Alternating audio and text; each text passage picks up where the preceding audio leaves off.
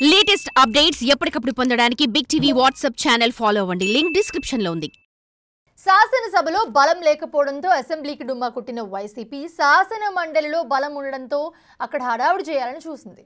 అయితే బడ్జెట్ సమావేశాల్లో అక్కడ కూడా ఆ పార్టీ ప్రభావం చూపించలేకపోయింది.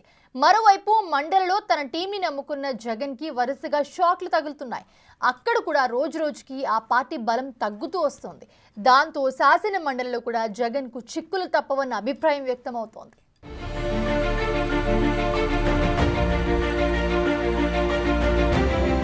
ఓటమితో కుంగిపోతున్న వైసీపీకి మరో షాక్ తగిలింది.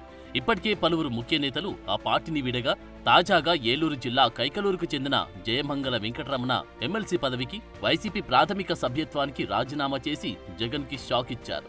తనను నమ్ముకున్న కొల్లేరు ప్రజలకు న్యాయం చేయలేకపోతున్నాను అని ఆ మాజీ ఎమ్మెల్యే పేర్కొన్నారు.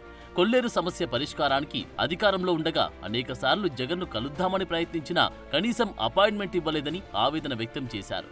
జగన్ దృష్టికి ఏదైనా సమస్య తీసుకెళ్తే సజ్జల, అప్పిరెడ్డి, ధనుంజయ రెడ్డిలతో చెప్పుకోమనేవారని విమర్శించారు. ప్రజలకు సేవ చేసుకుందామని నా అభిప్రాయం. మనం ఏమవుతుందంటే రెండు రకాలుగా మీరు అన్నది ఏమంటే ఎమ్మెల్యే గారు నెక్స్ట్ మళ్ళీ ఎమ్మెల్యేగా పోటీ చేయాలా, దానికి ఎమ్మెల్సీని ఎమ్మెల్యేకి ఒకే పెత్తనం ఇస్తే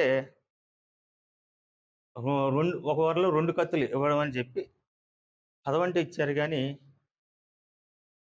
పవర్ను తగ్గించేశారు.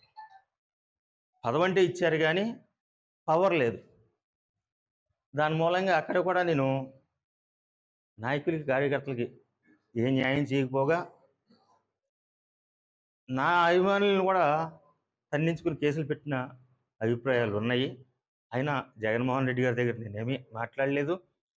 అడిగాను జగన్మోహన్ రెడ్డి గారిది, ఆయన అడిగితే ఒకటే చెప్పేవారు,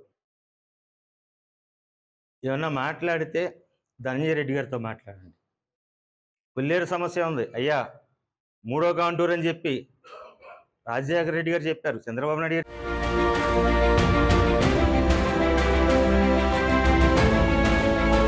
తన అభిమానులను వైసీపీ నాయకులే కొట్టి బాధితులపైనే కేసులు నమోదు చేసినా ఏం చేయలేకపోయామని జయమంగళ వెంకటరమణ వాపోయారు. తాను ఎమ్మెల్సీగా ఉన్నా అధికారం లేదని, పోలీసులు, రెవెన్యూ అధికారులు కనీసం స్పందించలేదన్నారు. కొల్లేరు వాసులకు జరుగుతున్న అన్యాయాన్ని సహించలేక పార్టీకి ఎమ్మెల్సీ పదవికి రాజీనామా చేసినట్లు వివరించారు. ఇకపై కొల్లేరు ప్రజల కోసం పోరాడతానని ప్రకటించారు.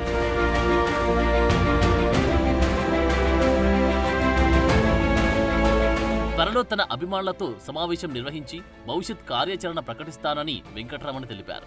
తన రాజీనామా పత్రాలను శాసన మండలి అధ్యక్షుడికి పార్టీ కార్యాలయానికి పంపినట్లు వెల్లడించారు. జయమంగళ వెంకటరమణ 2009లో టీడీపీ నుంచి పోటీ చేసి కైకలూరు ఎమ్మెల్యేగా ఎన్నికయ్యారు. 2014లో పొత్తుల్లో భాగంగా ఆ సీటు బీజేపీకి దక్కడంతో పోటీ చేయలేకపోయారు.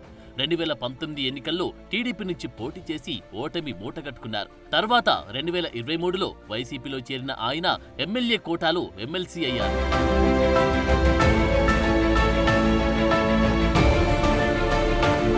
తాజాగా జయమంగళ రాజీనామాతో మండలిలో వైసీపీ నుంచి మరో వికెట్ పడినట్లయింది. మొన్నటి సార్వత్రిక ఎన్నికల్లో ఘోర పరాజయం తర్వాత వైసీపీ కోలుకోలేకపోతుంది. 11 మంది శాసనసభ్యులు ఉన్న వైసీపీ ప్రధాన ప్రతిపక్ష హోదా కోసం పట్టుబడుతూ అసెంబ్లీ బడ్జెట్ సమావేశాలకు డుమ్మా కొట్టింది. తనకు ప్రతిపక్ష నేత హోదా ఇస్తేనే సభకు వస్తానని ప్రకటించిన జగన్ పార్టీ ఎమ్మెల్యేలను కూడా కట్టడి చేస్తున్నారు. శాసన మండలిలో నుంచి మెజార్టీ ఉండడంతో అక్కడ ప్రభుత్వాన్ని ఇరుకున పెట్టాలని ఆ పార్టీ భావించింది.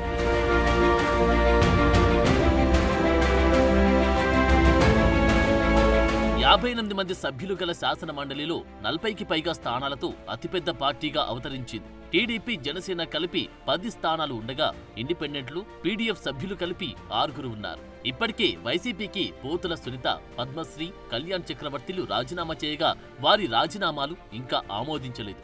తాజాగా జయమంగళ వెంకటరమణతో ఆ పార్టీకి మరో దెబ్బ తగిలింది. అంతమంది సభ్యులు ఉన్న శాసన మండలిలో తమ గలాన్ని వినిపించడంలో వైసీపీ సభ్యులు పూర్తిగా విఫలమయ్యారు. బొత్స సత్యనారాయణ, వరదల కళ్యాణి తప్ప మండలిలో ఇంకెవరూ నోరెత్తే ప్రయత్నం చేయలేదు.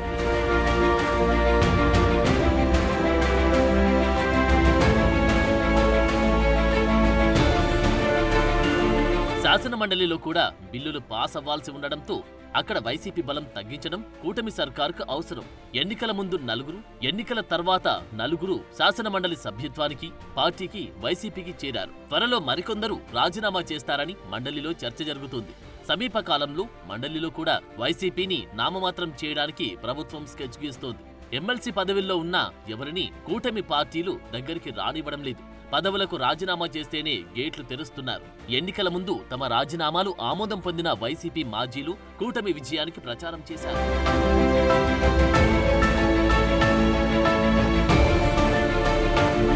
శాసనమండలి సభ్యులను రాజీనామా చేయించి తర్వాత ఎన్నికలకు వెళ్లి బలం పెంచుకోవాలని కూటమి ప్రభుత్వం చూస్తుంది.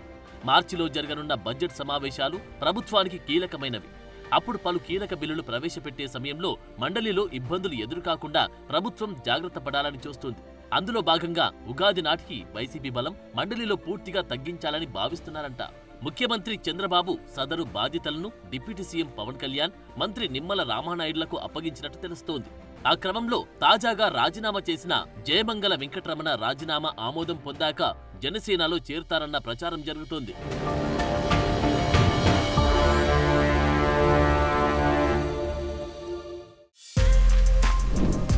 For more videos like this, subscribe Big TV channel.